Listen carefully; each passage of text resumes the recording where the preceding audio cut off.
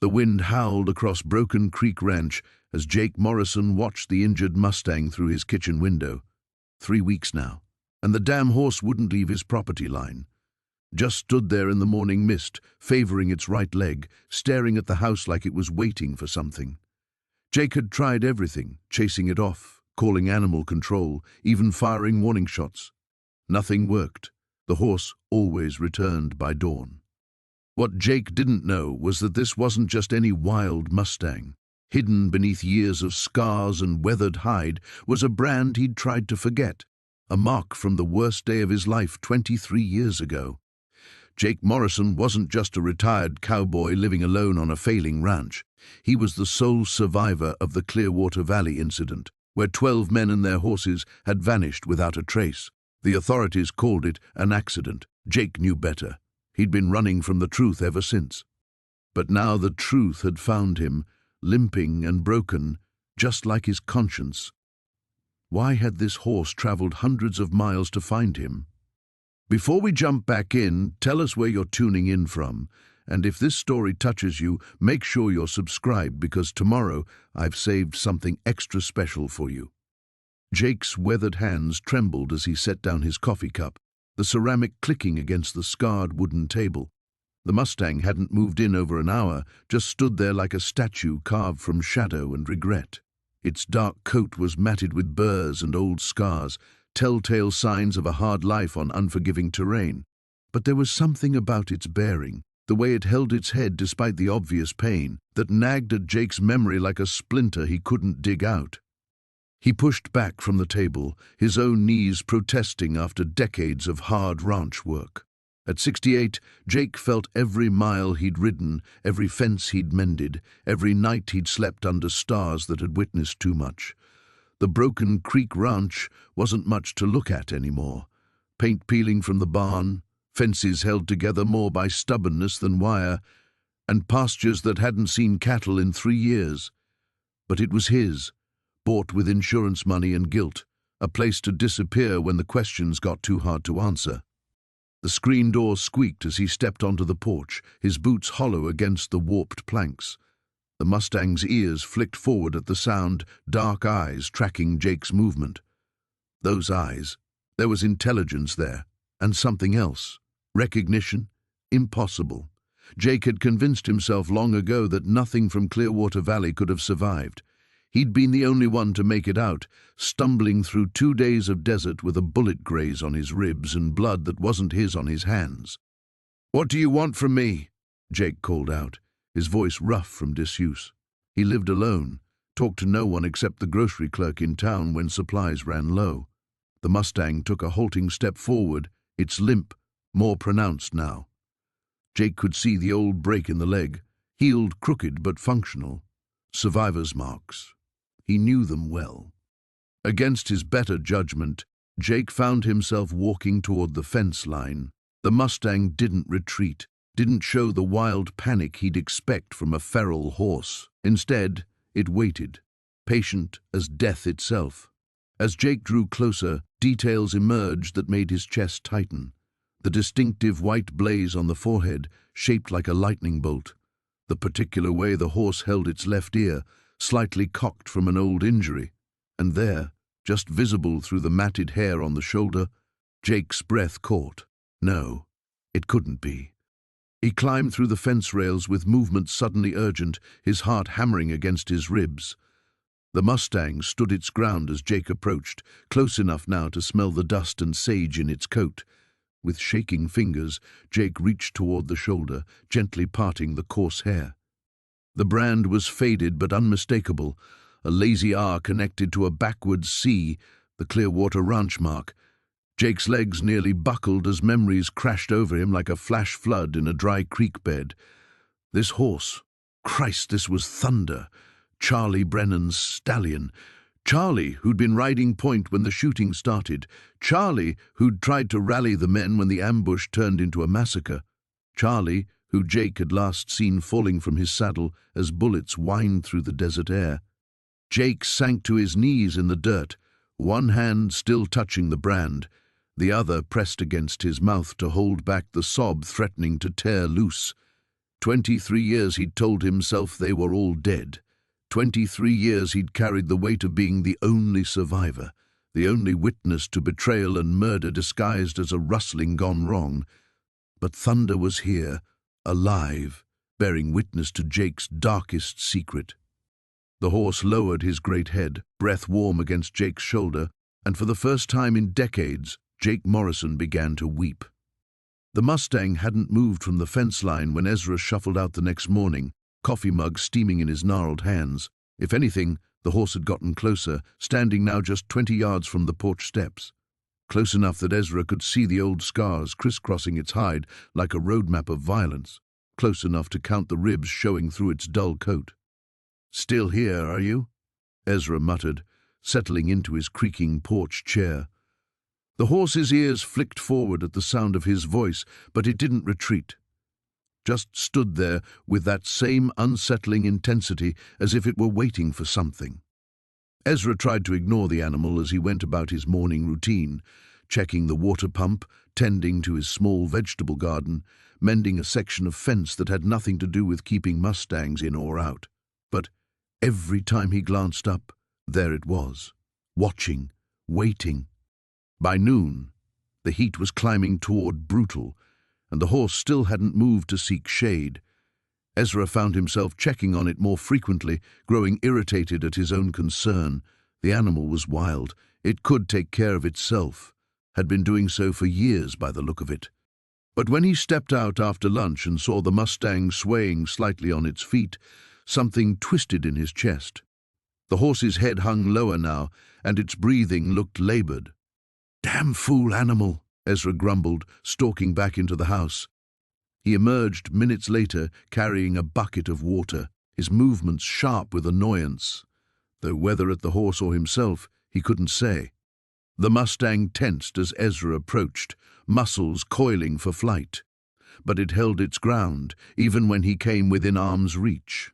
Ezra set the bucket down carefully and backed away, surprised by the animal's stillness. Most wild horses would have bolted long before a human got this close. "There," he said roughly. "Drink or don't. Makes no difference to me." The horse waited until Ezra had retreated to the porch before stepping forward. It drank deeply, desperately, confirming what Ezra had suspected. The animal was in poor condition, too poor to be wandering the desert alone. As the Mustang drank, Ezra found himself studying it more closely. The scars weren't random marks of wilderness survival. They were too precise, too purposeful. Rope burns on the neck and legs, what looked like spur marks along the flanks. This horse had been broken, badly. The realization sent an unwelcome chill through him. In his younger days, before the accident that had driven him to this isolation, Ezra had broken his share of Mustangs. Some gently, with patience and understanding. Others he'd broken the hard way, when time was short and buyers were waiting. But this horse was older than his breaking days. Had to be. The grey in its muzzle, the way it carried itself, this animal had seen at least 20 summers, maybe more. That would put it back to... Ezra's coffee mug slipped from suddenly nerveless fingers, shattering on the porch boards. The horse looked up sharply at the sound, and for a moment their eyes met across the dusty yard. In that gaze, Ezra saw something that made his blood run cold.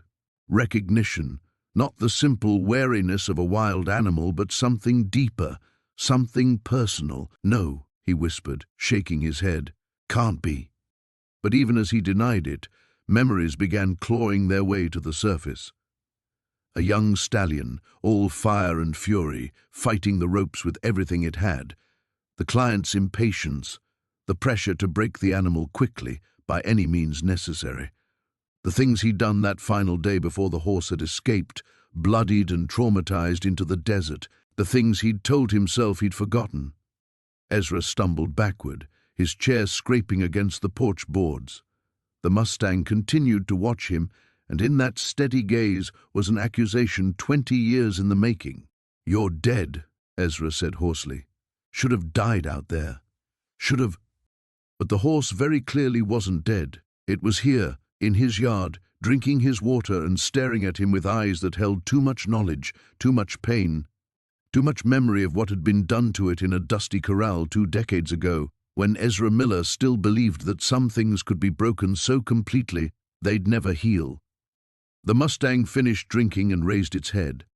For a long moment, man and horse regarded each other across the space that might as well have been 20 years.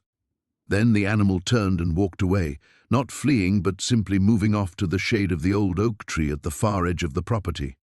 It settled there with a soft grunt, folding its legs beneath itself, making it clear that whatever business had brought it here wasn't finished, that it intended to stay. Ezra remained frozen on his porch, staring at the horse beneath the tree, feeling the weight of old sins settling around his shoulders like a familiar, unwelcome coat. The Mustang hadn't moved from the corral fence by dawn. Jake found him there, standing like a monument against the pink-streaked sky, that same unsettling stillness about him. The horse's eyes tracked Jake's movement across the yard, intelligent and patient, as if he had all the time in the world to wait for something Jake couldn't begin to guess at. Jake's coffee had gone cold in his hands twice already. Sleep had been a stranger last night, chased away by memories that crawled out of their carefully constructed graves. The scar on his left shoulder ached with the kind of deep, bone-deep throb that meant weather was coming, though the sky looked clear enough. "You're still here," he said to the horse, his voice rusty from disuse. He lived alone for good reason. Conversation was a luxury he'd given up along with most other human comforts. The Mustang's ears flicked forward at the sound of his voice, but otherwise he remained motionless. There was something almost ceremonial about his vigil, like a soldier standing guard over a grave. Jake forced himself through his morning routine, feeding the 3 horses he kept for the occasional supply run to town, checking the water troughs, mending a section of fence that had been on his list for weeks. Normal tasks that felt anything but normal with those dark eyes watching his every move. By noon, the heat had driven most creatures to whatever shade they could find, but the Mustang remained at his post. Jake retreated to his porch, telling himself he wasn't hiding, just getting out of the sun. The wooden chair creaked under his weight, a sound that had become as familiar as his own breathing over the years. He'd built this place to be forgotten in, chosen the most remote corner of Nevada he could afford. The nearest neighbor was 12 miles away, the nearest town 23. It was the kind of isolation that either drove men mad or saved them, and Jake had never been entirely sure which category he fell into. The Mustang shifted his weight, favoring his right front leg. The limp was subtle, old enough to be healed but permanent enough to tell a story. Jake found himself studying the horse's conformation despite his determination to look away. Good bloodlines, strong bones, the kind of horse that would have been worth something once, before whatever had broken him, before whatever had brought him here. A dust devil spun across the hardpan beyond the corral, dancing its brief life before dissolving back into the heat shimmer. Jake watched it with the kind of attention he usually reserved for storm clouds or the rare visitor who might stumble onto his land, anything to avoid looking at the horse that refused to leave. But his eyes always drifted back. There was something in the Mustang's bearing that nagged at him, a familiarity that made his skin crawl and his heart race in equal measure. The way he held his head, the set of his shoulders, even the particular angle of that damaged leg, it all whispered of something just beyond the edge of memory. Jake had owned dozens of horses over the years before everything went to hell. Ranch horses, cavalry mounts, wild ones he'd broken for the sheer challenge of it. But this one felt different, personal, like looking into a mirror that reflected not your face but your sins. The afternoon stretched on, punctuated only by the distant cry of a hawk and the occasional creak of the windmill that drew water from the well his grandfather had dug 50 years ago. Jake dozed fitfully in his chair, jerking awake each time his mind began to wander down paths he'd spent 15 years blocking off. When he woke for the 4th time, the sun was riding low in the west, painting the desert in shades of amber and rust. The Mustang had finally moved, but only to follow the fence line to the gate. He stood there now, nose nearly touching the metal latch, as if he understood exactly how it worked but was too polite to let himself in without an invitation. Jake stood slowly, his joints protesting after hours in the chair. Every instinct told him to walk away, to go inside and wait for the horse to get bored and wander off to wherever broken things went to die. That's what he'd done with everything else that had tried to intrude on his carefully constructed exile. Instead, he found himself walking toward the gate. The Mustang watched him approach with something that might have been satisfaction in those intelligent eyes. Up close, Jake could see the silver threading through his mane, the small scars that spoke of a hard life lived on dangerous terms. The horse was older than he'd first appeared, probably pushing 20 if he was a day. Old enough to remember things Jake wished he could forget. Jake's hand hovered over the gate latch, trembling slightly in the cooling air. The morning sun cast long shadows across the corral as Jake leaned against the weathered fence posts, nursing his second cup of coffee. 3 days had passed since the Mustang arrived, and the horse hadn't moved more than 50 yards from the barn. It grazed nearby, always keeping one ear turned toward the old cowboy, as if listening for something specific. Jake had tried everything he could think of to encourage the animal to leave. He'd left the gates wide open, scattered hay in a trail leading toward the open range, even fired his rifle in the air to spook it. Nothing worked. The Mustang would lift its head, regard him with those knowing eyes, then return to whatever invisible vigil it maintained. "You're losing your mind, old man," Jake muttered, but even as he said it, he couldn't shake the feeling that something important was unfolding. The horse's presence stirred memories he'd spent decades burying, fragments of a day when everything went wrong and the desert claimed more than it should have. A dust cloud on the horizon caught his attention. A pickup truck wound its way up the ranch road, and Jake recognized the faded blue Ford before it pulled into the yard. Doc Peterson climbed out, medical bag in one hand, a knowing smile on his weathered face. "Heard you got yourself some unexpected company," Doc said, nodding toward the Mustang. "Thought I'd come take a look. Didn't call for a vet," Jake replied, though his tone lacked its usual edge. "Nope, but Mary Thompson did. She's worried about you." Doc approached the fence slowly, studying the horse with practiced eyes. "That's a fine animal. Looks like it's been through hell, though." Jake watched as Doc examined the Mustang from a distance, noting the scars along its flanks, the slightly favored left foreleg, the way it held its head. The horse allowed the scrutiny without moving away, as if it understood the examination was necessary. "I'd say this horse is around 22, maybe 23 years old," Doc said after several minutes. "Old for a Mustang living wild, but not impossible. Those scars tell stories. Barbed wire, predators, maybe a mountain cat by the looks of that one on its shoulder. 23 years old. The number hit Jake like a physical blow, and he gripped the fence rail tighter. 23 years ago was 2001. 23 years ago was the day everything fell apart. "You recognize this horse, don't you?" Doc's voice was gentle but insistent. "I can see it in your face, Jake. This isn't just some random Mustang." Jake remained silent, but his mind was racing. He remembered a young horse, barely more than a colt, with the same distinctive white markings on its face. A horse that had belonged to someone he'd tried hard to forget. "There was a roundup," Jake said finally, his voice barely above a whisper. "Bureau of Land Management was clearing out a herd that was getting too close to the highway. I was working contract for them, helping sort the animals." Doc waited, understanding that some stories needed time to surface.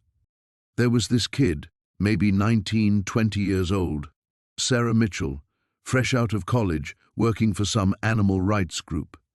She was there to document everything, make sure we followed protocol. Jake's hands trembled slightly as he continued. She had this young stallion she was particularly interested in, said it showed unusual intelligence, wanted to make sure it got placed somewhere safe.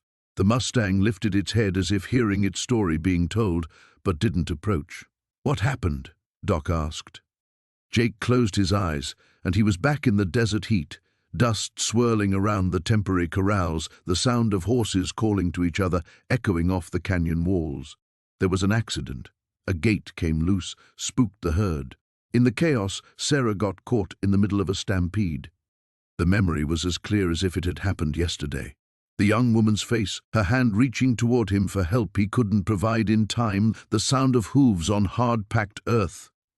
"I tried to reach her," Jake continued, his voice breaking. "But I was on the wrong side of the corral. By the time I got there—" He shook his head. She didn't make it. And in all the confusion afterward, most of the horses scattered back into the wild. Doc placed a gentle hand on Jake's shoulder. "Including that one?" "Maybe. I don't know for sure. But the markings—" Jake looked at the Mustang, which had moved closer to the fence as if drawn by the conversation. Sarah named him Prophet, said he had an old soul. The horse stepped forward until it was close enough to touch, its dark eyes fixed on Jake's face. For the first time in 3 days, it nickered softly, a sound that seemed to carry both greeting and forgiveness. "Looks like Prophet's been carrying that day around as long as you have," Doc observed. "Question is, what are you both going to do about it now?"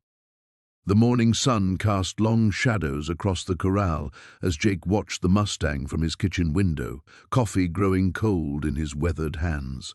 3 days the horse had been there, and 3 days Jake had avoided getting too close. Something about those eyes, the way they seemed to look right through him, straight into places he'd locked away 40 years ago. A knock at the front door made him jump, sloshing coffee onto his flannel shirt. He cursed under his breath, setting down the mug and wiping at the stain. Through the peephole he saw Doc Henley's familiar form, medical bag in hand, despite this clearly being a social call. "Bit early for a house visit, Doc," Jake said, opening the door but not stepping aside to let him in. "Heard you got yourself a visitor of the 4-legged variety." Doc's sharp eyes moved past Jake toward the window. "Thought I'd take a look, maybe help you figure out where it came from." Jake's jaw tightened. In a town like Cedar Ridge, news traveled faster than wildfire, and apparently his uninvited guest had become the morning's entertainment. Just a stray Mustang, nothing worth doctoring. "Mind if I see for myself?" Before Jake could object, Doc was already moving toward the kitchen window, his curiosity overriding any social niceties. Jake reluctantly followed, watching as the older man studied the horse with the same intensity he brought to examining patients. "Well, I'll be damned," Doc whispered. "Jake, that's no ordinary Mustang." "What do you mean?" Doc pointed toward the horse's left shoulder. "See that brand? Faint, but it's there. Military issue, by the look of it." He turned to face Jake, his expression serious. "This is a cavalry horse, son. Question is, how'd it end up on your land?" The room seemed to tilt slightly around Jake. He gripped the windowsill, his knuckles white against the wood. A cavalry horse. Here. Now, after all these years. "You all right?" Doc's hand was on his shoulder, steady and warm. "You look like you've seen a ghost." "I'm fine." Jake's voice came out rougher than intended. "Just surprised is all." But Doc wasn't buying it. 30 years of practicing medicine had taught him to read people as well as symptoms, and Jake's pallor told its own story. "This horse means something to you, doesn't it?" Jake turned away from the window, busying himself with rinsing his coffee mug in the sink. "Don't know what you're talking about." "Jake." Doc's voice carried the gentle authority he'd perfected over decades of delivering difficult news. "I've known you since you came back from the war. Watched you build this place from nothing, watched you keep to yourself like a man carrying more than his share of burdens. That horse showing up here, it's not coincidence, is it?" The mug slipped from Jake's hands, clattering into the porcelain sink. He stared down at it, seeing instead flashes of memory he'd spent 40 years trying to forget. Dust and gunpowder, the screaming of horses and men, and eyes, dark, intelligent eyes, watching him from beneath a cavalry saddle. "Some things are better left buried, Doc.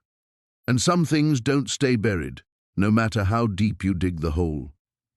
Doc moved to stand beside him at the sink. "That's a good horse out there, strong, proud." But something's brought it here, to you specifically. Animals don't travel hundreds of miles without a purpose. Jake's hands trembled as he gripped the sink's edge. You don't understand. Then help me understand. For a moment, the kitchen fell silent, except for the ticking of the old clock on the wall. Outside, the Mustang had moved closer to the house, as if drawn by their conversation. Its dark coat gleamed in the morning light, and when it lifted its head, Jake could see the intelligence in those familiar eyes. There was a battle, Jake said finally, his voice barely above a whisper. Long time ago, things happened that shouldn't have happened. People died because of choices I made. Doc waited, understanding that some stories needed to be told at their own pace. I left someone behind that day, someone who trusted me. Jake's reflection in the window showed a man decades older than his years, carved hollow by guilt. If that horse is who I think it is, who do you think it is? Jake closed his eyes, remembering a younger version of himself, making promises he couldn't keep to a horse that had carried him through hell and back, the last witness to the worst thing I've ever done. When he opened his eyes again, the Mustang was staring directly at the kitchen window, and Jake felt 40 years of carefully constructed peace begin to crumble around him. The past had indeed come limping back, and it wasn't going to leave until it got the answers it deserved. The Mustang's scream shattered the pre-dawn stillness like breaking glass. Jake bolted upright in his cot, heart hammering against his ribs as the sound echoed across the valley. Through the cabin window, he could see the horse silhouetted against the pale sky, rearing and thrashing in the corral, as if fighting invisible demons. Another nightmare. They came every few nights now, always at the same hour when darkness began its retreat toward the mountains. Jake pulled on his boots and grabbed his coat, knowing sleep wouldn't return. The nightmares weren't his alone anymore. Outside, the Mustang paced the fence line with wild, rolling eyes. Foam flecked his dark coat, and his breathing came in harsh snorts that created small clouds in the cold air. Jake approached slowly, keeping his movements deliberate and calm. "Easy now," he murmured, though his own voice carried an edge of unease. "Easy." The horse's ears swiveled toward him but remained pinned back, a clear warning. Jake stopped at the fence, studying the animal's distress. Whatever haunted this creature ran deeper than simple wildness. There was recognition in those nightmares, a shared terror that made Jake's stomach clench with unwanted memories. The brand on the Mustang's hip seemed to mock him in the growing light. That twisted S burned into hide, burned into Jake's conscience. He'd spent 30 years trying to forget the Sweetwater Ranch and everything that happened there. Now this ghost on 4 legs had wandered into his life, dragging the past behind it like a chain. Sarah's truck rumbled up the drive, earlier than usual. She climbed out carrying a thermos and a determined expression that Jake had learned to recognize. The woman didn't give up easy, and her visits had become as regular as sunrise. "Rough night?" she asked, nodding toward the agitated Mustang. "Seems to be having bad dreams," Jake replied, accepting the coffee she offered. The warmth felt good against his palms. Sarah leaned against the fence, her practiced eye taking in the horse's condition. Trauma does that. Animals remember, same as people, sometimes more clearly. She glanced at Jake meaningfully. "You ever consider that maybe he's not just any Mustang?" The question hung between them like smoke. Jake had considered it, fought against considering it, but the truth sat heavy in his chest like a stone. This wasn't coincidence. Horses didn't live 30 years in the wild, didn't seek out specific ranches, didn't carry brands from places that existed now only in newspaper archives and bad dreams. "I've been doing some research," Sarah continued, her voice gentle but persistent, "about the Sweetwater Ranch, about what happened there." Jake's coffee turned to ash in his mouth. "That's old news, ancient history." Not to him, apparently. Sarah nodded toward the Mustang, who had stopped pacing to watch them with ears pricked forward. "And maybe not to you either." The silence stretched between them, filled only by the sound of wind through the cottonwoods, and the Mustang's gradually calming breaths. Jake wanted to walk away, to retreat to his cabin and bolt the door against questions he couldn't answer. But something in the horse's gaze held him fast. "I was 19, he heard himself say, the words coming from someplace deep and long buried. Green as grass and twice as stupid. Thought I was a real cowboy, heading out to make my fortune breaking horses for the Sweetwater outfit." Sarah remained perfectly still, sensing the fragility of the moment. "They weren't just breaking horses," Jake continued, his voice barely above a whisper. "They were breaking spirits, taking Mustangs from the wild and doing things that would make a decent person sick. I stayed because I needed the money, because I was a coward." The Mustang moved closer to the fence, close enough that Jake could see the old scars hidden beneath the dark coat. Rope burns around the neck, gouges from spurs, marks that spoke of cruelty beyond simple training. "There was a fire," Jake said, the words coming faster now, as if a dam had burst. "Never knew how it started. Maybe lightning, maybe something else. The whole place went up like tinder. Most of the horses, we couldn't get to them in time." He looked directly at the Mustang, seeing now what he'd tried so hard not to see. The white blaze on the forehead, partially hidden by years of hard living, the distinctive marking on the left hind leg, the intelligent brown eyes that held accusation and something else, something that might have been understanding. "I thought they all died that night," Jake whispered. "I hoped they had. It would have been kinder than what they'd already endured." The Mustang extended his neck over the fence, close enough to touch. Jake reached out with trembling fingers, feeling the warm breath on his palm. 30 years fell away in an instant, and he was 19 again, watching the flames consume everything while the screams of trapped horses echoed through the night. "Hello, Shadow," he said, remembering the name at last. "I'm sorry I left you behind." The morning sun cast long shadows across the corral as Jake approached with the saddle blanket draped over his arm. The Mustang stood motionless in the center of the enclosure, ears pricked forward, watching every movement with those dark, knowing eyes that had been haunting Jake's sleep for weeks now. "Easy there, partner," Jake murmured, his voice barely above a whisper. The horse didn't shy away as he'd expected, didn't bolt to the far side of the corral like most wild Mustangs would. Instead, he stood his ground, nostrils flaring slightly as Jake stepped through the gate. The old cowboy's hands trembled as he held out the blanket. Not from fear, he'd broken more horses than he could count, but from something deeper, something that made his chest tight and his breathing shallow. The closer he got to the Mustang, the stronger the memories became, pushing against the walls he'd built around them like floodwater against a failing dam.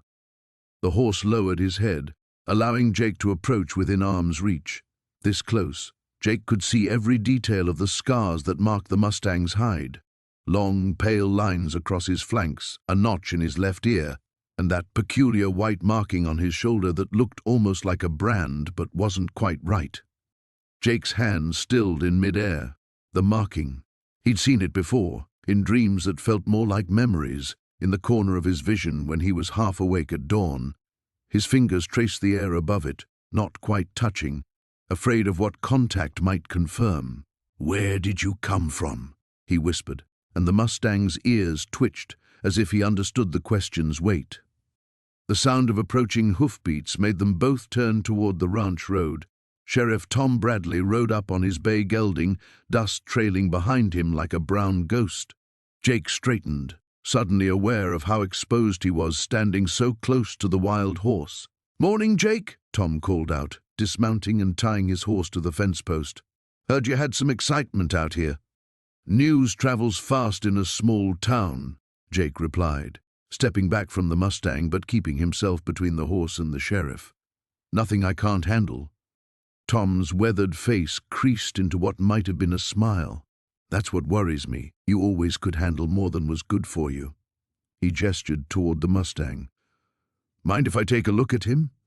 Every instinct told Jake to refuse, to send Tom away with some excuse about the horse being too dangerous, too unpredictable. But he'd known Tom for 30 years, and the sheriff's eyes held the same careful attention they'd worn during the investigation 15 years ago, the one that had left too many questions unanswered. "He's not broken yet," Jake warned, but he stepped aside. Tom approached the corral with the measured steps of a man who'd dealt with dangerous situations before. The Mustang watched him come, muscles tensing beneath his scarred hide, but he didn't retreat. When Tom reached the fence, he leaned against the rails and studied the horse with professional interest. "Fine-looking animal," Tom said after a long moment. "Lot of fight in him still. Reminds me of something, though I can't quite place it." His eyes found Jake's. "You planning to keep him?" The question hung in the air between them like smoke from a dying fire. Jake felt the weight of it, the implications that stretched back through years of silence and carefully avoided conversations. "Haven't decided yet," Jake said, though they both knew it was a lie. The Mustang had already decided for both of them. Tom nodded slowly, his gaze shifting back to the horse.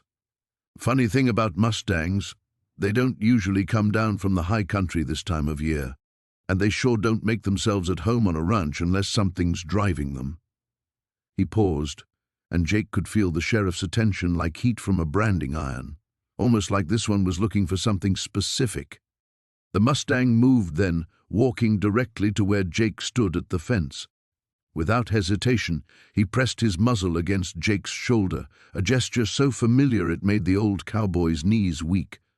Jake's hand rose automatically to touch the horse's neck, and the moment his fingers made contact with the warm hide, the world tilted.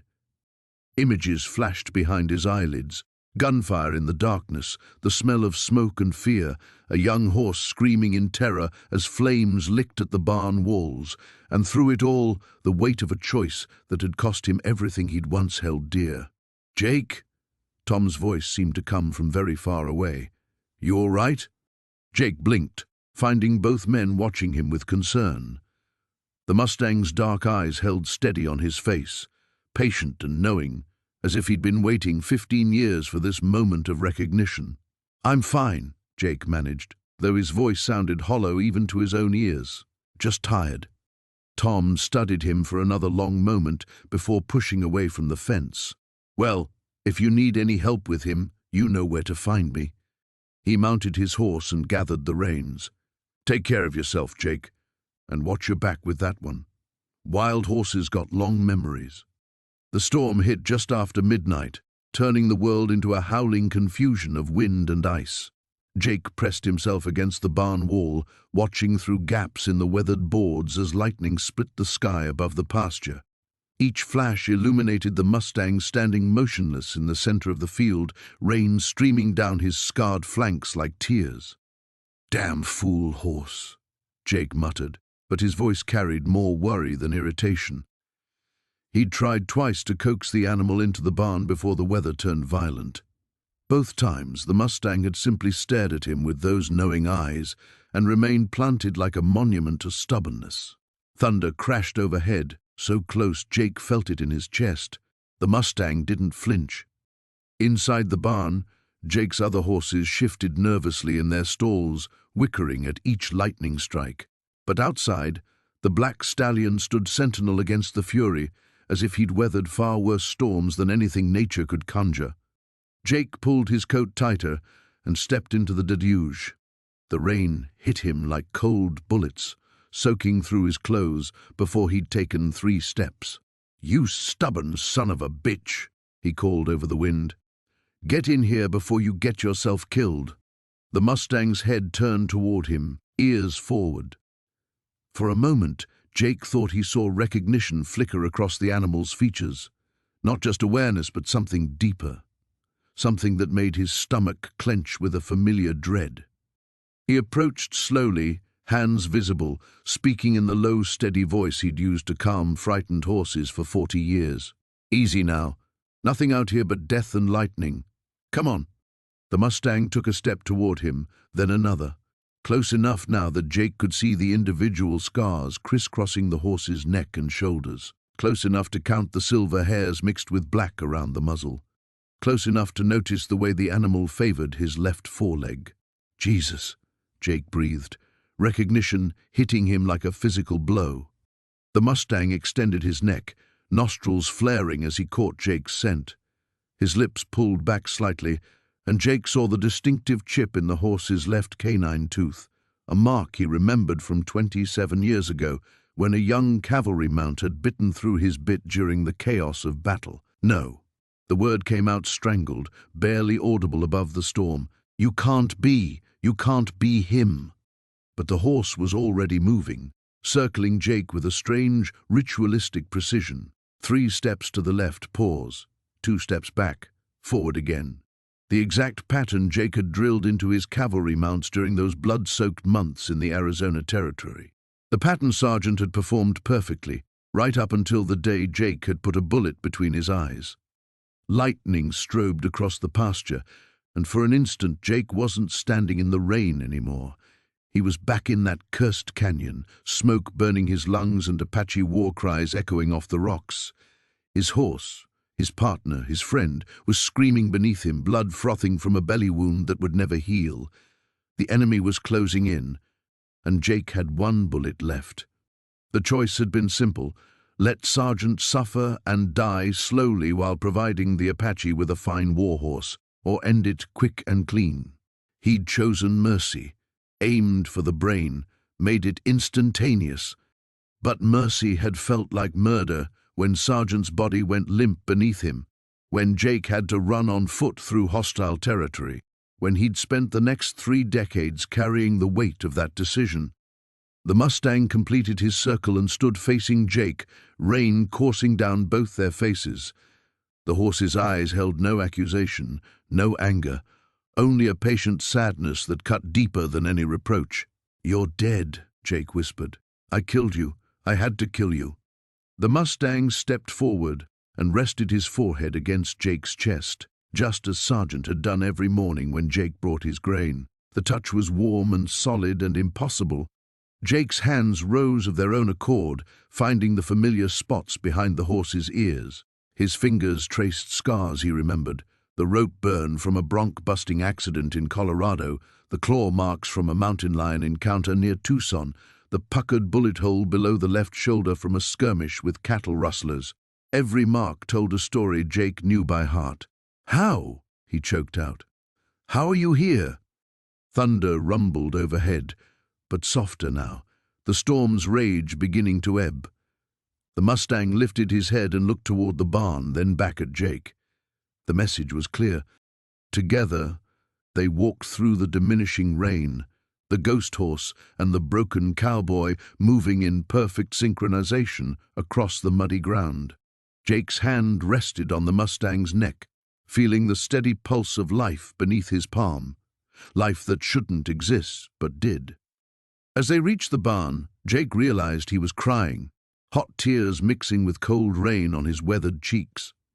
For the first time in 27 years, he wasn't walking alone. The morning sun cast long shadows across the corral as Jake watched the Mustang pace the fence line, its movements restless and deliberate. 3 weeks had passed since the horse's arrival, and still it showed no signs of leaving. If anything, it seemed more determined to stay, as if the ranch held something it desperately needed. Jake sipped his coffee, studying the animal's distinctive markings: the white blaze down its face, the way it favored its left hind leg, details that should have meant nothing but instead gnawed at him like an old wound refusing to heal. Sarah emerged from the barn carrying a bucket of oats, her movements cautious as she approached the Mustang. "Easy there," she murmured, extending her hands slowly. The horse's ears flicked forward, nostrils flaring as it caught her scent. For a moment Jake thought it might bolt, but instead the Mustang stepped closer, allowing Sarah to stroke its neck. "I'll be damned," Jake whispered, setting down his cup. In all the years he'd worked with horses, he'd never seen a wild Mustang trust a stranger so quickly. There was something different about this one, something that spoke of intelligence and memory rather than mere instinct. Sarah glanced over at him, her eyes bright with excitement. "He's not completely wild, is he? Someone trained him once." Jake's chest tightened. The possibility he'd been trying to avoid crystallized into something harder to dismiss. He walked over to the fence, his boots scuffing against the hard-packed dirt. The Mustang turned to regard him, and for a heartbeat, Jake saw something in those dark eyes that made his blood run cold. Recognition. "What is it, Jake?" Sarah's voice seemed to come from very far away. "You look like you've seen a ghost." Maybe he had. Jake gripped the fence rail until his knuckles went white, memories threatening to surface like debris from a shipwreck. The war between the states had ended 15 years ago, but some wounds never properly healed. Some ghosts never properly died. "I need to check something," he said, his voice rougher than intended. He climbed over the fence, ignoring Sarah's startled protest. The Mustang stood its ground as Jake approached, its body tense but not afraid. Up close, Jake could see the old scars along its flanks, marks that spoke of battles fought and survived. His hand trembling slightly, Jake reached out to touch the horse's shoulder. Beneath the coarse hair, he felt a raised ridge of scar tissue running from the withers down toward the chest. His fingers traced the old wound, and suddenly he was 23 again, crouched in a field hospital tent while shells exploded in the distance. "Jesus," he breathed, stumbling backward. The Mustang whickered softly, a sound that might have been greeting or accusation. "Jake, what's wrong?" Sarah had climbed into the corral, her face etched with concern. "You're white as a sheet." He couldn't answer, couldn't find words for what was clawing its way up from the depths of his buried past. This horse, this impossible, beautiful, haunting horse, couldn't be the same one. It wasn't possible. And yet the scars didn't lie, and neither did the way it looked at him, as if it had been searching for him across all these years. The memory hit him like a physical blow, the Confederate cavalry charge, the screaming of wounded horses, the smoke and blood and chaos. He remembered a young soldier, barely more than a boy, trying to reach his fallen mount. Remembered the decision that had haunted him ever since, to save the boy or try to help the horse that lay bleeding in the mud. He'd chosen the boy, left the horse to die while he dragged a wounded Confederate soldier to safety, an act of mercy that had nearly gotten him court-martialed. But the horse hadn't died, had it? Somehow, impossibly, it had survived. His name was Thunder, Jake said, the words falling from his lips like stones. At least, that's what the boy called him. Sarah moved closer, her hand finding his arm. "Jake, you're scaring me." "What boy? What are you talking about?" The Mustang stepped forward, pressing its muzzle against Jake's chest. The gesture was gentle, almost forgiving, and it nearly broke him. For 15 years, he'd carried the guilt of that moment, wondering if he'd made the right choice, wondering what had become of the magnificent horse he'd left behind. "Gettysburg," he whispered, his voice barely audible. "July 1863. I thought I'd left him to die." The pieces fell into place with devastating clarity. This wasn't just any Mustang that had wandered onto his ranch. This was Thunder, the Confederate cavalry horse he'd abandoned on that terrible day. Somehow, the horse had found him, drawn by instincts and memories that defied explanation. The question now was why? What did Thunder want from him after all these years? Revenge, forgiveness, or something else entirely, something that might finally allow them both to find peace? The Mustang stood at the corral fence when Jake emerged from the house at dawn, steam rising from his coffee mug into the crisp morning air. 3 days had passed since he'd spoken the name Sarah aloud, and the horse hadn't moved more than 20 feet from that exact spot. It was as if the animal was waiting for something, watching the house with an intensity that made Jake's chest tighten. He'd barely slept, haunted by memories he'd buried so deep he'd convinced himself they were dead. But the Mustang's presence had cracked something open inside him, and now fragments of that terrible day kept surfacing like splinters working their way out of old wood. The sound of hoofbeats on the dirt road made him look up. Doc Hartley's truck was pulling into the yard, dust trailing behind it. Jake cursed under his breath. He wasn't ready for company, especially not Doc's probing questions and knowing looks. "Morning, Jake," Doc called out, climbing down from the cab with his medical bag. "Thought I'd check on that shoulder of yours." "It's fine," Jake replied, not moving from the porch steps. Doc's eyes went to the Mustang, then back to Jake's face. That horse still hanging around, I see. Martha's been talking about it all over town. Says it's the strangest thing she's ever seen. Jake took a long sip of coffee, saying nothing. You know, Doc continued, approaching slowly, there's something familiar about that Mustang. Can't quite put my finger on it, but I swear I've seen him before. The coffee turned to ash in Jake's mouth. Lot of Mustangs look alike. Maybe so. Doc set his bag down on the porch. But this one's got some distinctive markings. That white blaze, the way it curves down over his left eye, and those scars on his hindquarters, looks like old barbed wire cuts. Jake's hand tightened on the mug handle. Doc, I said the shoulder's fine. I'm sure it is. Doc pulled out his stethoscope anyway, settling onto the step beside Jake. But humor an old man. These hands have patched up half the county, including you more times than I can count. Reluctantly, Jake set down his coffee and shrugged out of his shirt. Doc's examination was gentle but thorough, his weathered fingers probing the healing wound. Healing clean, Doc murmured, though I'd say you've been pushing it harder than you should. He paused, his hands still on Jake's shoulder. Jake, you've been my friend for 30 years. I've never seen you look the way you do right now. And how's that? Like a man being haunted.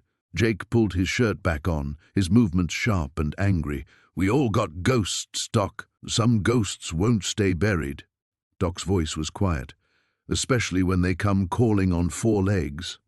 The words hit Jake like a physical blow. He stood abruptly, pacing to the edge of the porch. The Mustang lifted his head, ears pricked forward, watching. You remember the Crawford girl? Doc asked suddenly. Jake went rigid. That was a long time ago. 15 years. Sarah Crawford, wasn't it? Pretty little thing, worked at the bank before she married that no-account husband of hers. Doc. Terrible thing. What happened to her? Found dead in that creek bed. Horse nowhere to be found. Sheriff ruled it an accident. Said the horse must have spooked and thrown her. Jake's hands clenched into fists. Why are you bringing this up? Because that Mustang out there. Doc's voice was gentle but insistent. He's got the same markings as the horse she was riding that day. The one that belonged to the Patterson Ranch. The silence stretched between them like a taut wire. Jake felt the weight of 15 years pressing down on him, the carefully constructed walls he'd built around that memory beginning to crumble. Sarah Crawford was having an affair, Doc said quietly. Whole town knew it, even if nobody talked about it. Question is, with who? Jake turned slowly, his face pale. You don't know what you're talking about. I think I do. Doc stood, shouldering his medical bag. And I think that horse knows it too. Animals remember, Jake, sometimes better than we do. The Mustang whinnied softly, the sound carrying across the yard like an accusation. Jake's breath came short and sharp, 15 years of guilt and grief clawing at his throat. She wasn't supposed to be there, he whispered, the words torn from somewhere deep inside. We'd ended it weeks before. I told her it was over, that her husband, Jake. She came to the old line shack anyway, said she had something to tell me, something important. His voice cracked. I was angry, told her to leave. The horse spooked when I raised my voice, threw her hard. By the time I reached her, the Mustang took a step closer to the fence, his dark eyes never leaving Jake's face. She was already gone, Doc already gone. The storm rolled in just after midnight, bringing with it a fury that seemed to shake the very foundations of the earth. Rain hammered against the cabin windows like buckshot, and the wind howled through the canyon walls with a voice that sounded too much like the screams Jake had tried to forget. He sat hunched over the kitchen table, a half-empty bottle of whiskey keeping him company, watching lightning illuminate the corral where the Mustang stood motionless despite the tempest. Thunder cracked overhead, and Jake's hand trembled as he lifted the glass to his lips. The horse hadn't moved to the shelter of the lean-to. Instead, it stood facing the storm as if challenging it, water streaming down its scarred flanks. There was something defiant in its posture, something that reminded Jake of another night, another storm, when everything had gone to hell. The knock on his door came sudden and sharp, cutting through the storm's rage. Jake's blood ran cold. Nobody traveled these roads in weather like this, not unless they were running from something or running toward trouble. He reached for the rifle mounted above the fireplace, his movements deliberate and quiet. "Jake Hawthorne." The voice that came through the door was gravelly, familiar in a way that made his stomach drop. "I know you're in there." Jake's finger found the trigger as memories crashed over him like the rain outside. That voice belonged to Marcus Crenshaw, a man he'd hoped was dead and buried somewhere in the territorial wasteland. A man who'd been there that night 15 years ago when everything fell apart. "Go away, Marcus. We got nothing to talk about." A low chuckle drifted through the wooden door. "Oh, but we do, old friend. See, I've been tracking something that belongs to me. Led me right to your doorstep." Jake's eyes moved to the window, to the Mustang still standing in the storm. The pieces were falling together now, forming a picture he didn't want to see. "What do you want?" "Open the door, Jake. This rain's making me nostalgic for that night in Silver Creek." You remember Silver Creek, don't you?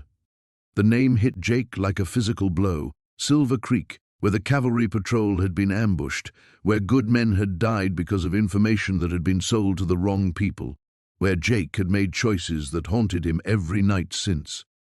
Jake moved to the door but kept his rifle ready. When he opened it, Marcus Crenshaw stood there like a spectre from his nightmares, water dripping from the brim of his hat, his pale eyes gleaming in the lamplight.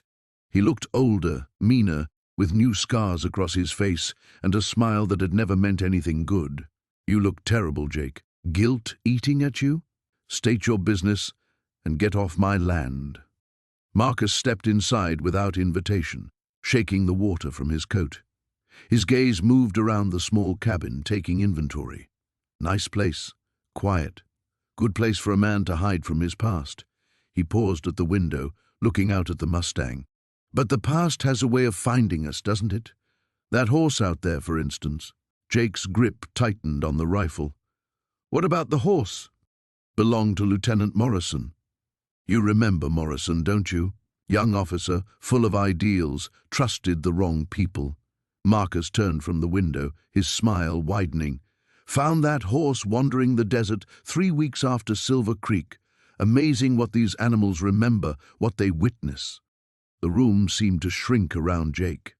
Morrison had been barely 22, fresh from the academy, riding point when the bullets started flying. Jake had found him later, bleeding out in the rocks, whispering about the horse that had thrown him when the shooting started. "Morrison's dead," Jake said quietly. "Because of you." Marcus's voice was soft, conversational. "Because you told me which route the patrol was taking, because you needed the money for your brother's medicine." The truth hung between them like smoke. Jake had never spoken of it, never acknowledged what he'd done, but the weight of it had been crushing him slowly for 15 years. The money he'd taken from Marcus had bought 3 more months for his dying brother, 3 months that had cost 6 good men their lives. "What do you want, Marcus?" "The horse, for starters. Sentimental value, you understand.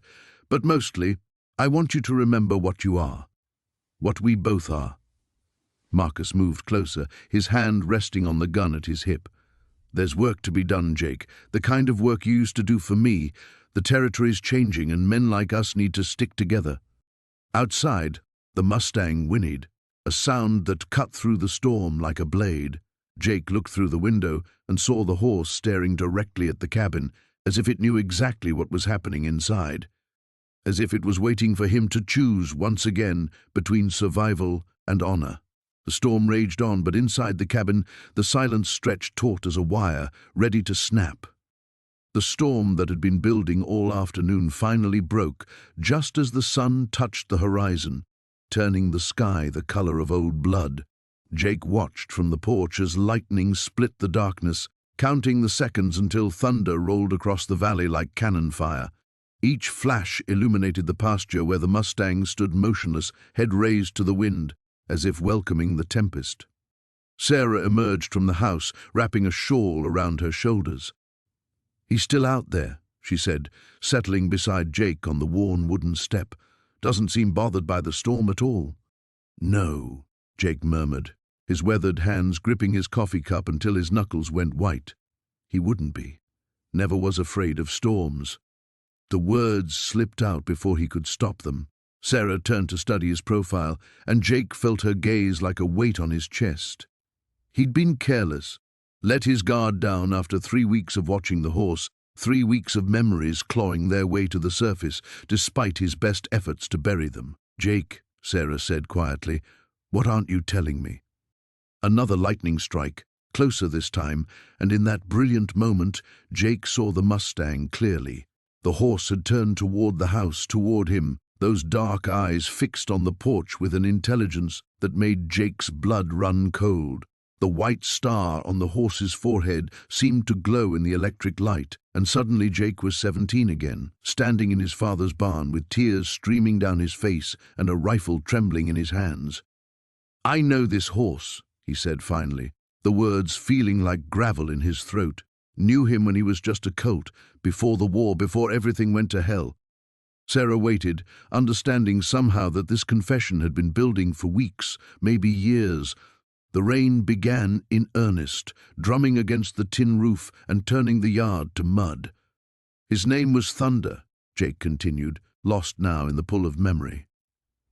"My father bred him from our best mare and a wild stallion he'd caught up in the mountains. Said that colt had more spirit than any horse he'd ever seen. I was supposed to break him, train him proper." The thunder crashed overhead, and Jake flinched as if struck. But then the call came. Fort Sumner needed cavalry horses, and my father, he needed the money. The ranch was failing, had been for years. He sold Thunder to the army, said it was for the best. Said they'd make something useful out of him. Jake's voice broke on the last word, and Sarah reached over to touch his arm. Her fingers were warm against his cold skin, anchoring him to the present even as the past threatened to pull him under. "I tried to stop him," Jake whispered. "Begged him to sell one of the others, any of the others. But Thunder was the most valuable, the one that would bring the best price. And I was just a kid. What did I know?" In the pasture, the Mustang began moving closer to the fence, each step deliberate and measured. Through the rain, Jake could see the scars that crisscrossed the horse's hide, old wounds from barbed wire and worse things, battle scars, survival marks. "When I came back from the war," Jake said, "I asked around, tried to find out what happened to him. Most of the cavalry horses didn't make it. Disease, Indians, artillery fire. I figured he was dead, like so many other good things from before." The Mustang reached the fence and stood there, rain streaming from his dark coat. He didn't call out or paw the ground. He simply waited, patient as death itself. "But he's here," Sarah said softly. "After all these years, he found his way back." Jake nodded, unable to trust his voice. The guilt he'd carried for 30 years sat in his chest like a stone, heavy and unforgiving. He'd sent this horse to war just as surely as if he'd put a uniform on him himself. Had failed to protect something innocent and beautiful, and that failure had haunted every day since. "What are you going to do?" Sarah asked. Jake stood slowly, his joints protesting the movement. The rain was coming down harder now, turning the world into a blur of grey and shadow. But through it all, he could see those dark eyes watching him, waiting for something. Forgiveness, maybe, or justice. Jake wasn't sure there was a difference anymore. "I'm going to do what I should have done 30 years ago," he said, stepping off the porch into the storm. "I'm going to bring him home." The rain soaked through his clothes in seconds, but Jake barely noticed. He walked across the muddy yard toward the fence, toward the horse that carried his guilt and his grief, toward whatever reckoning awaited them both in the darkness. The storm that had been building all afternoon finally broke as Jake sat in his kitchen, staring at the faded photographs spread across the scarred wooden table. Lightning split the sky outside, illuminating the barn where the Mustang waited, and thunder rolled across the valley like distant cannon fire. The irony wasn't lost on him. 23 years ago, another storm had raged while he made the worst decision of his life. Rain hammered against the windows as Jake traced his finger along the edge of the photograph. There he was, young and cocksure in his cavalry uniform, standing beside a magnificent black stallion, Ghost. Even then the horse had possessed that same fierce intelligence that burned in the Mustang's eyes now. The same white blaze down his face, though smaller then, like a lightning bolt frozen in midnight. The whiskey glass sat untouched beside the photograph. Jake had poured it an hour ago, thinking liquid courage might help him face what he'd been avoiding for weeks. But the amber liquid had only grown warm, while memories crashed over him like the rain against his roof. He could still hear Captain Morrison's voice cutting through that long-ago storm. "Sergeant Hollis, we're pulling out at dawn. Orders are to destroy anything of value that might fall into enemy hands." The Confederate forces were closing in on their position, and retreat was the only option. Standard protocol demanded they burn supplies, disable artillery, and put down the horses they couldn't take.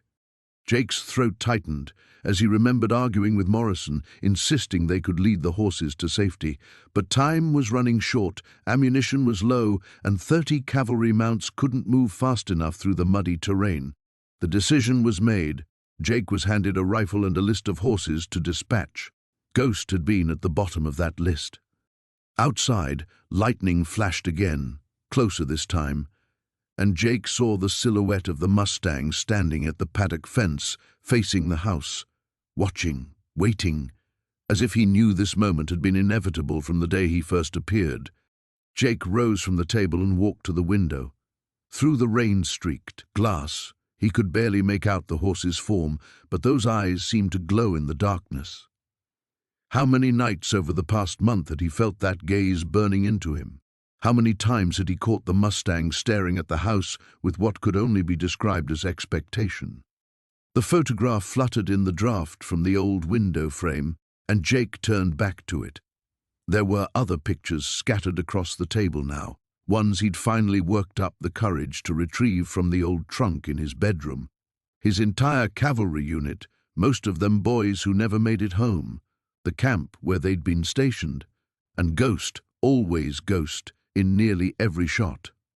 That stallion had been his partner for 2 years, through battles that still haunted his dreams and long marches across hostile territory.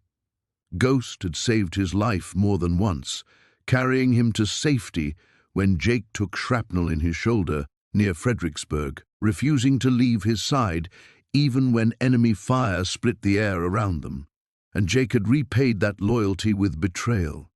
The wind picked up, rattling the house, and Jake heard a sound that made his blood run cold, a long, mournful whinny that cut through the storm like a blade. He'd heard that same sound 23 years ago, in another storm, in another life. It was the sound Ghost had made in those final moments, when Jake raised the rifle with trembling hands, but he hadn't pulled the trigger. At the last second, his nerve had failed him. Instead, he'd fired into the ground and cut Ghost loose, slapping the stallion's flank and screaming at him to run. The last he'd seen of the horse was a black shadow disappearing into the storm-lashed forest, carrying Jake's guilt with him into the darkness. Morrison had never known. In the chaos of retreat, with rain washing away tracks and thunder masking gunshots, Jake had simply reported the task completed. He'd carried that lie for over 2 decades, along with the hope that Ghost had somehow survived. Now he knew the truth. Another flash of lightning revealed the Mustang still standing at the fence, his coat darkened by rain, but his posture proud and unbroken. Older now, scarred by years in the wild, but unmistakably the same horse Jake had loved and failed to kill. The rifle still hung over the fireplace where it had gathered dust for years. Jake's service rifle, the one he should have used that night but couldn't. His hands shook as he looked at it, remembering the weight of it in his arms, the way his finger had frozen on the trigger when Ghost looked at him with those trusting eyes. Outside, the Mustang whinnied again, not mournful this time, but urgent, demanding. Jake understood then what the horse had come for, not forgiveness, but something else entirely, something that would require more courage than Jake had ever possessed. The storm hit just after midnight, rolling across the prairie like God's own fury unleashed. Thomas stood at the kitchen window, watching lightning split the sky in jagged white scars, illuminating the pasture where the Mustang huddled against the barn. Even through the rain and wind, he could see the horse's distinctive silhouette, that proud head, those scars along his flanks that Thomas now understood all too well. Sarah had been gone 3 days, driving back to Denver to handle the sale of her apartment and gather her things. The silence in the house felt different now, pregnant with possibility rather than heavy with regret. But tonight, with the storm raging and memories clawing at the edges of his consciousness, Thomas felt the familiar weight of the past pressing down on him. A tremendous crack of thunder shook the windows, followed immediately by a flash that lit up the yard like daylight. In that brief moment, Thomas saw the Mustang rear up, not in fear but in defiance, as if challenging the very heavens. Something about the gesture, that fierce, unbroken spirit, sent Thomas's mind tumbling backward 25 years. He was there again, on that scorching July day, when Sergeant Miller had ordered the wild horse roundup. The Apache had been using the Mustang herds to resupply their raids, and the army wanted them scattered or captured. Thomas had argued against it, knowing the horses were just trying to survive like everyone else in that unforgiving country, but orders were orders. The lightning flashed again, and suddenly Thomas wasn't in his kitchen anymore. He was 23 years old, mounted on his cavalry horse, watching a magnificent black stallion lead his herd across a canyon floor. The Mustang had been magnificent even then, wild and proud, with a flowing mane and eyes that held all the freedom of the open range. But freedom was a luxury the army couldn't allow. The roundup had been brutal, soldiers on all sides, driving the panicked horses into a box canyon with nowhere to run. Thomas remembered the thundering hooves, the terrified whinnying, the dust so thick it turned the sun blood red. And through it all, that black stallion had fought like a demon, trying to protect his herd, charging at the soldiers' horses, his hooves striking like hammers. Another flash of lightning, and Thomas saw it happen again. Sergeant Miller raising his rifle, taking aim at the stallion who refused to yield.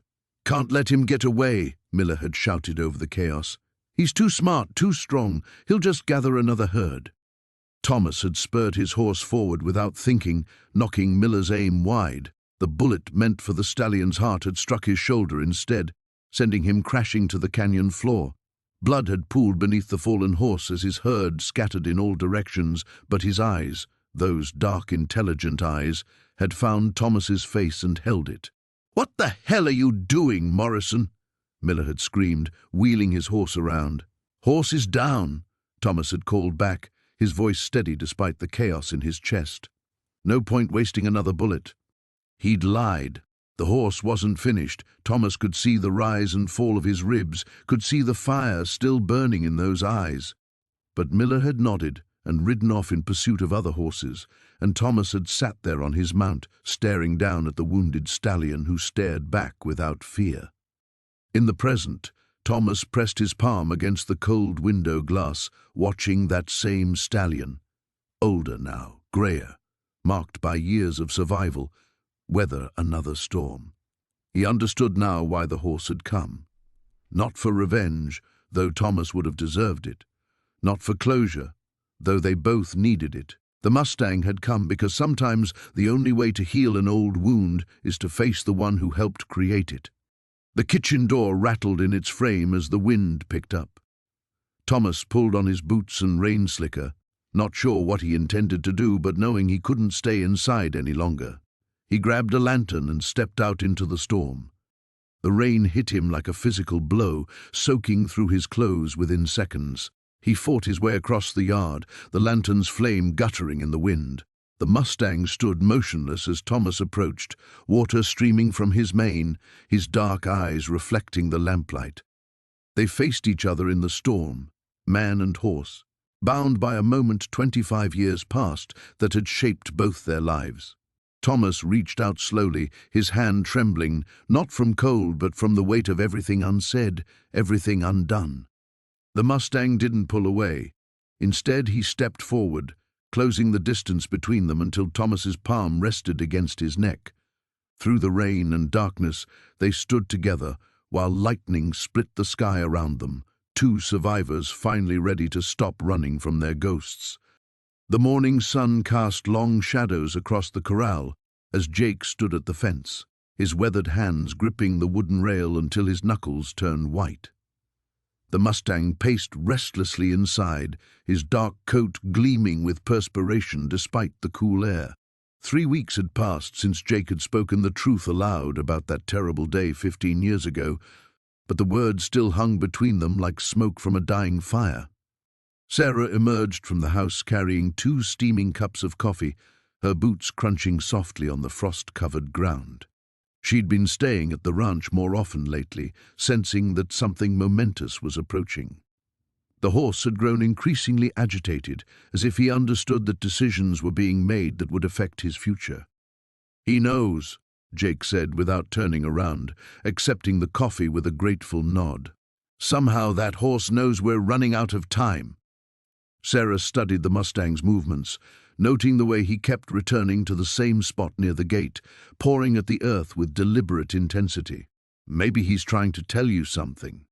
The sound of an approaching vehicle interrupted them, and Jake's stomach tightened as he recognized the Bureau of Land Management truck kicking up dust along the dirt road.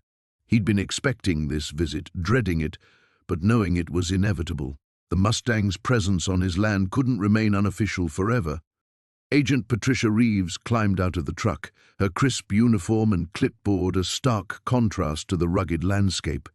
She'd been reasonable during their previous conversations, but Jake knew she had regulations to follow and superiors to answer to. "Morning, Jake," she called out, her tone professional but not unkind. "I hate to push, but I need a decision today about the horse. We've got a holding facility ready, and there are adoption procedures to consider."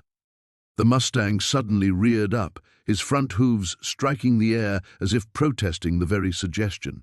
The violence of the movement sent Sarah stepping backward, but Jake remained motionless, his eyes locked on the horse's wild gaze.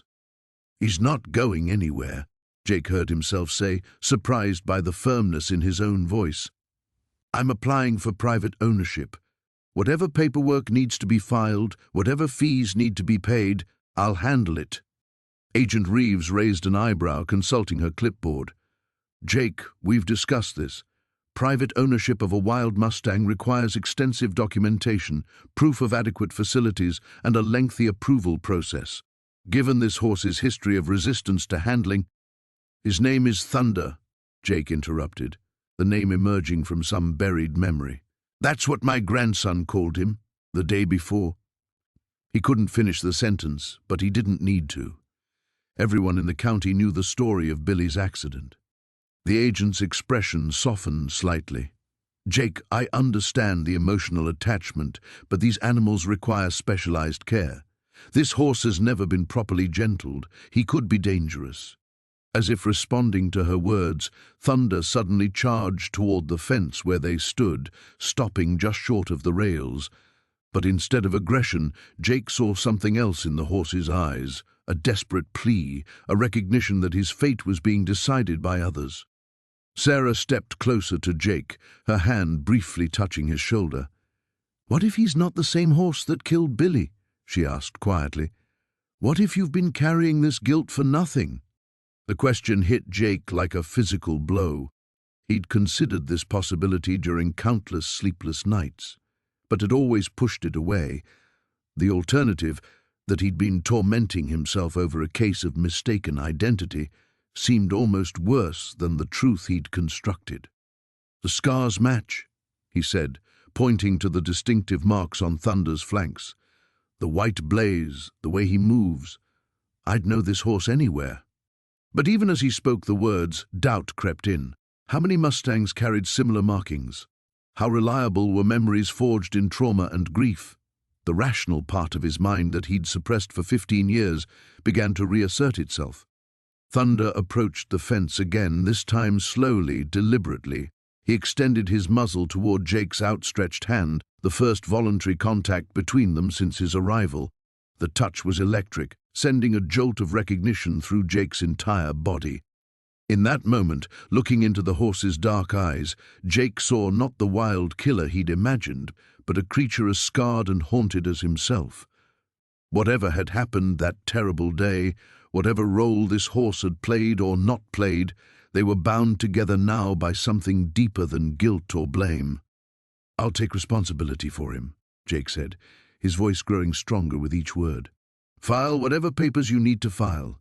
This horse stays here, on my land, under my care." Agent Reeves looked between Jake and the Mustang, then made a note on her clipboard. "I'll need documentation of your facilities and a veterinary inspection. This isn't a decision to take lightly." "I've never been more certain of anything in my life," Jake replied, his hand still touching Thunder's muzzle. For the first time in 15 years, the weight on his shoulders felt like it might finally be lifting. The morning sun cast long shadows across the ranch as Jake stood at the corral fence, watching Segundo graze peacefully in the pasture beyond. 3 weeks had passed since he'd spoken the truth aloud, since he'd finally acknowledged what the Mustang's presence meant. The horse had stopped trying to leave, had stopped pacing the fence line with that restless energy that spoke of unfinished business.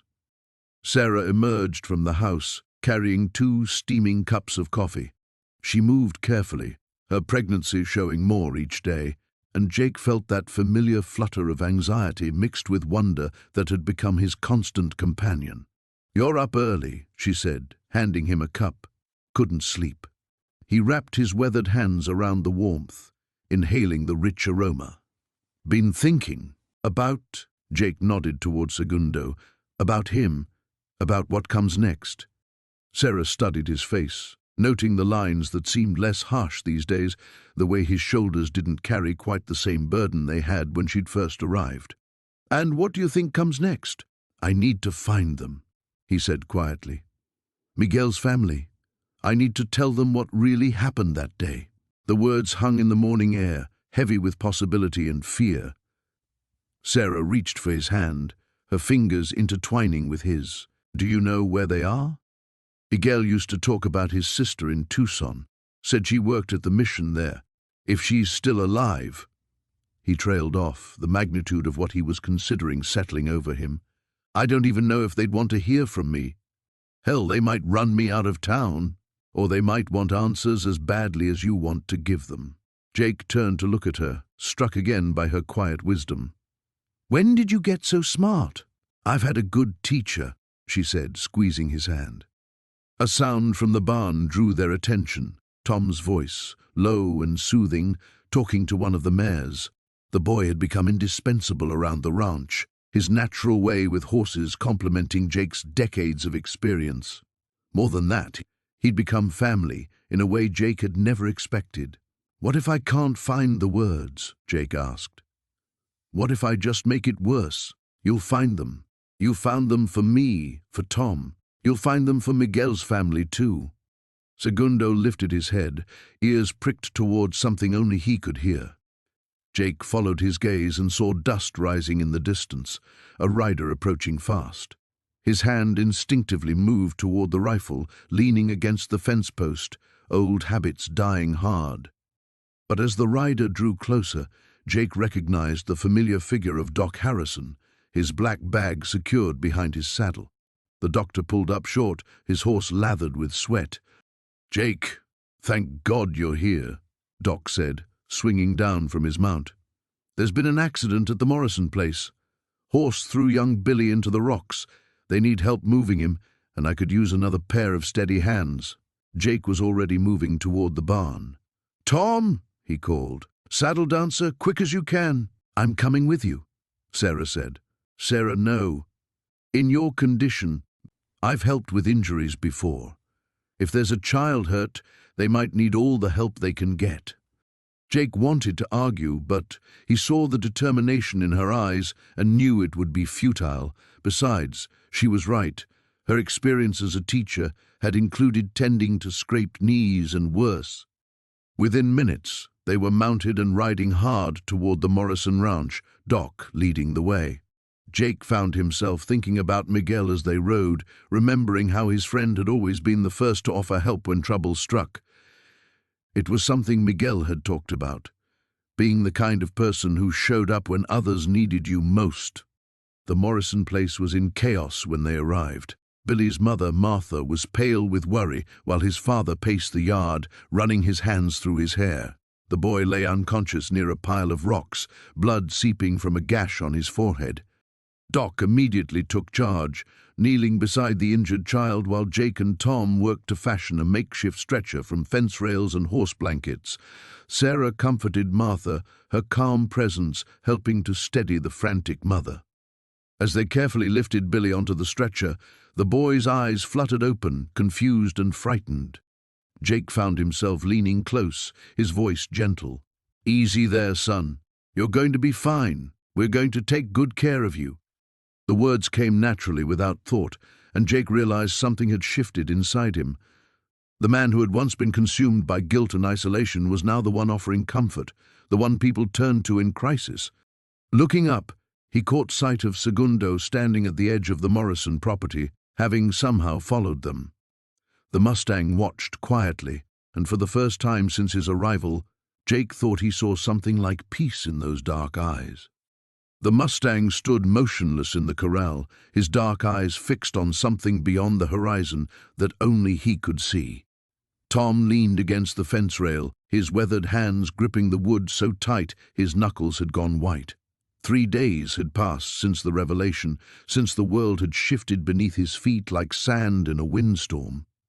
Sarah approached from the house, her footsteps careful in the gravel. She'd been giving him space, understanding somehow that this was a reckoning that had been 30 years in the making. The coffee mug in her hands steamed in the cool morning air. "You haven't slept," she said, not a question but a gentle observation. Tom accepted the coffee without looking away from the horse. "Every time I close my eyes, I see that day. See myself walking away from the canyon." His voice cracked like old leather.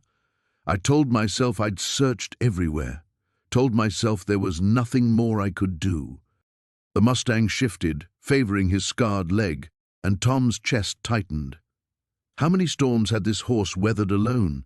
How many brutal winters had he survived while Tom had been safe in his house, warming himself by the fire? "You were 17, Sarah said softly. "A boy trying to save his family's ranch. Old enough to know better." Tom's jaw worked. "Old enough to know you don't leave a horse to die." A meadowlark called from somewhere in the distance, its song sharp and clear in the morning stillness. The Mustang's ears flicked forward at the sound, and for a moment Tom saw something familiar in the horse's posture, the way he held his head just so, alert but not afraid. Thunder had done that too, had always been the first to hear trouble coming. "What are you going to do?" Sarah asked. Tom set down his coffee and climbed the fence rails with the careful movements of a man whose body carried decades of hard work. The Mustang watched him approach but didn't retreat. If anything, he seemed to lean forward slightly, as if he'd been waiting for this moment as long as Tom had been dreading it. Standing in the corral, Tom could see every scar, every mark that 30 years of survival had carved into the horse's hide. A white line along his shoulder where barbed wire had caught him. A notch in his ear from some long-ago fight.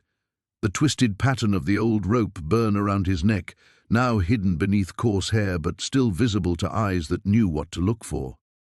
"I'm sorry," Tom whispered, the words falling into the space between them like stones into still water. "I'm sorry I didn't find you. I'm sorry I gave up." The Mustang took a step closer, then another. His breath misted in the cool air as he stretched his neck forward, nostrils flaring as he caught Tom's scent. For a heartbeat, they stood frozen in that tableau, man and horse, past and present colliding in the morning light. Then the Mustang lowered his head and pressed his muzzle against Tom's chest, right over his heart. The touch was gentle, almost tentative, but it hit Tom like a physical blow. His knees nearly buckled as 30 years of guilt and grief came pouring out of him in a sound that was half sob, half prayer. His hands came up to frame the horse's face, fingers remembering the exact shape of that white star, the soft spot behind his ears that had always been Thunder's favorite place to be scratched. "I know," Tom whispered against the horse's neck. "I know you've been waiting. I know you've been carrying this too." They stayed like that as the sun climbed higher, two broken things finding each other in the wreckage of time. The Mustang didn't pull away, didn't shy from Tom's tears or the tremor in his hands. If anything, he pressed closer, as if trying to share the weight of what they'd both been carrying alone. When Tom finally stepped back, he felt hollow but somehow lighter, like a fever had finally broken. The Mustang watched him with those ancient eyes, and Tom saw something different there now. Not forgiveness exactly, but understanding, recognition. "What now, old friend?" Tom asked, his voice raw but steady. As if in answer, the Mustang turned and walked to the gate of the corral. He stood there waiting, looking back at Tom with an expression that was unmistakably expectant. The message was clear as mountain air. Tom looked toward Sarah, who had tears streaming down her cheeks. She nodded once, her hand on the gate latch. "Together," Tom said, understanding flooding through him. "Whatever comes next, we do it together." The gate swung open with a creak of hinges, and for the first time in 30 years, Tom and Thunder walked forward into an uncertain future, with nothing but trust between them. The morning sun cast long shadows across the corral as Jake stood beside the black Mustang, his weathered hands resting on the top rail. 3 weeks had passed since he'd spoken the truth aloud, about Sarah, about the accident, about the weight he'd carried for 30 years. The horse had listened without judgment, and somehow that had made all the difference. "You ready for this, old boy?" Jake murmured, though he wasn't sure if he was talking to the Mustang or himself. The sound of truck tires on gravel announced Doc Henderson's arrival. Behind him came another vehicle, a Forest Service truck that made Jake's stomach tighten. He'd made the call yesterday, his fingers trembling as he dialed the number he'd memorized but never used. Dr. Emily Carson stepped out of the government vehicle, her red hair catching the morning light. She was younger than Jake had expected, maybe 40, with kind eyes that reminded him painfully of Sarah. She carried herself with the quiet confidence of someone who understood wild things. "Mr. Whitmore?" She extended her hand. "Thank you for calling. I've been tracking this Mustang's bloodline for 2 years.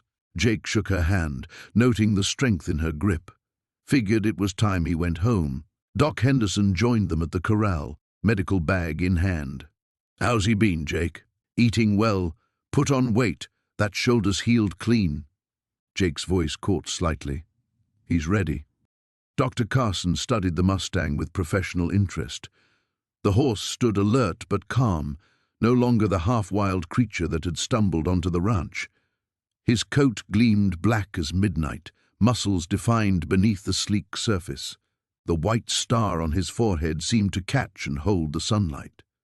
"He's magnificent," she said softly. "We've been trying to locate him since the roundup 3 years ago. He disappeared before we could release him with his band." "Roundup," Jake repeated, the word bitter on his tongue. "It wasn't supposed to happen," Dr. Carson said quickly. "A bureaucratic mistake. The horses were released within a month, but this one," she gestured toward the Mustang. "He vanished. We found tracks leading toward the highway, then nothing." Jake closed his eyes, remembering that terrible night. Rain and darkness and the sickening sound of impact. When he'd found the horse beside his daughter's overturned car, both broken and bleeding, he'd thought it was just cruel coincidence. Now he understood. The Mustang had been running toward something, or away from everything. "There's a canyon about 40 miles north," Dr. Carson continued. "Hidden springs, good grass. His family's been there since we released them. A lead mare, 2 younger stallions, several foals." "His family," Jake whispered. Doc Henderson finished his examination, running practiced hands along the Mustang's legs and checking his breathing. "He's in excellent condition. Whatever you've been doing, it's worked." Jake almost laughed at the irony. He'd been learning to heal himself while healing the horse. Every bucket of grain, every gentle word, every patient moment had been a step away from the darkness that had consumed him since Sarah's death. "Will they accept him back?" Jake asked. "Wild horses have long memories," Dr. Carson said. "If he belongs with them, they'll know." The Mustang approached the fence, pressing his muzzle against Jake's shoulder. The gesture was gentle, familiar, a bond forged through shared grief and gradual healing. Jake reached up to stroke the white star, remembering the first time he'd touched it, his hands shaking with rage and sorrow. "I never told her I was proud of her," Jake said suddenly. "Sarah. She was becoming a veterinarian, wanted to work with wild horses. We argued about it the night she died. I thought it was foolish, dangerous work." Dr. Carson touched his arm. "She would have loved what you've done here, saving one of the horses she wanted to protect." Jake nodded, unable to speak. He opened the gate with steady hands, though his heart was breaking all over again. But this breaking felt different, clean somehow, like a bone that had healed crooked and needed to be reset properly. The Mustang stepped through the gate without hesitation, then turned back to look at Jake one final time. In those dark eyes, Jake saw understanding, forgiveness, and something else, a promise that healing was possible even for the deepest wounds. "Take care of yourself, boy," Jake whispered. They loaded the horse with surprising ease. As the trailer pulled away, kicking up dust in the morning light, Jake felt something shift inside his chest. The weight he'd carried for 3 decades didn't disappear, but it changed, transformed from crushing guilt into something he could bear. Standing alone in his empty corral, Jake pulled out his phone and dialed a number he'd avoided for too long. "Martha?" His voice cracked. "It's Jake. I was wondering, could I come see Sarah's grave? It's time I said goodbye proper." The Mustang was going home, and maybe, finally, so was he.